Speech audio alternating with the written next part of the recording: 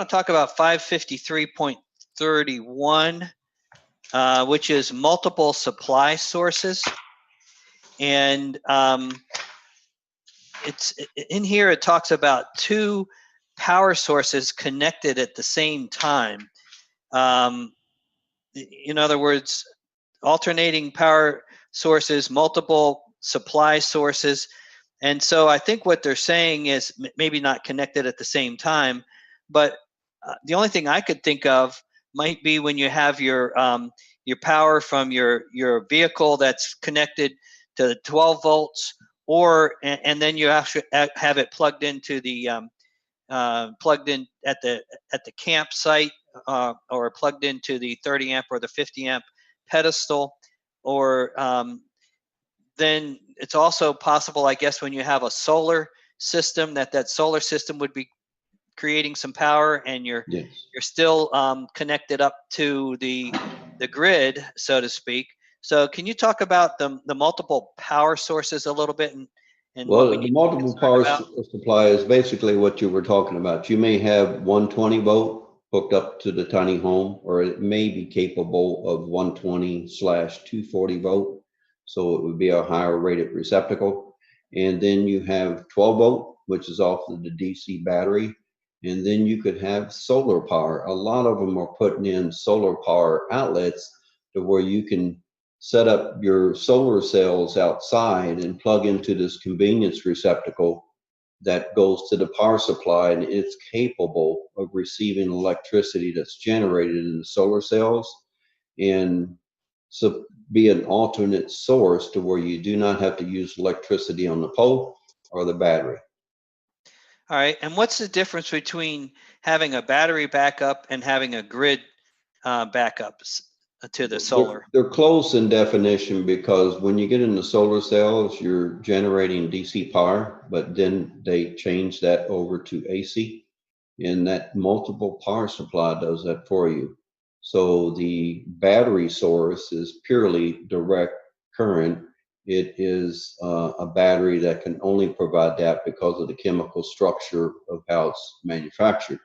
Mm-hmm. The solar panel primarily operates on DC, but the supply that you get from the RV site or from a local source that you're connected to, it is alternating current. That's what the local utility companies supply. So you need to be able to have a way of using all three sources in this case. And that would be a multiple power supply that's designed to be able to receive different type inputs and give you the output for the devices that are rated for that. Okay. Does that make sense? Yeah.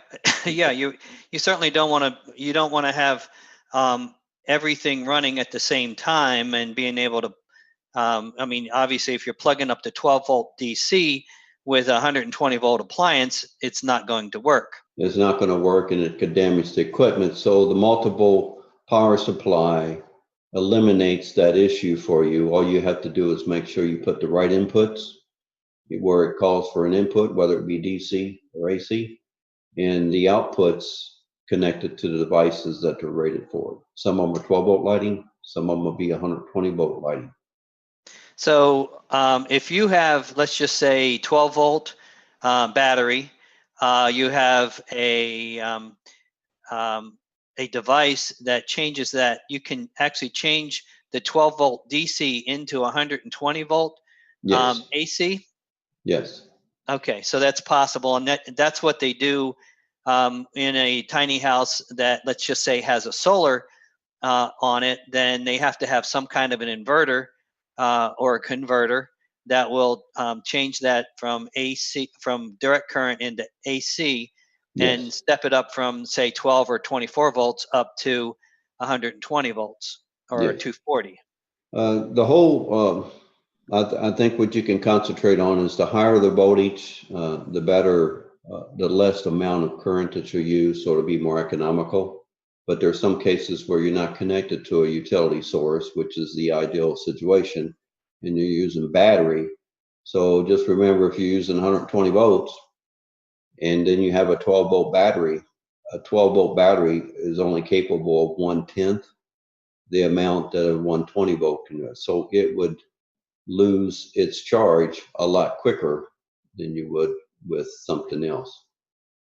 Okay, and we'll do another thing on solar with someone who a solar company or Yes. somebody that has a little more detail on that. But for right now, I think in our discussion, we can say there's multiple power sources that that you can get electricity from, be it a 12-volt battery, be it a solar panel, or be it a grid system, and being able to convert or invert power so that it could be used is something that you can do. You just have to pay attention to how and how you do that, and then we can talk about storing that solar either in batteries and having an off the grid system, or we can talk about storing that power in the grid, which is called a grid backup.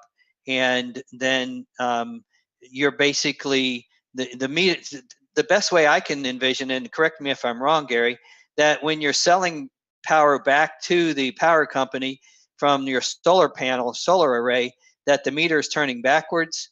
And if you're using power, then the meter's turning forwards. That Is is that it? correct. Yeah, and they supply a converter box for that for the power company. So if you're somewhere where your tiny house is going to stay, well, then Mm-hmm. you would want to do that. But if you're traveling quite a bit, there's no advantage because the source you hook up to is not in your name, so you're not going to get credit for that.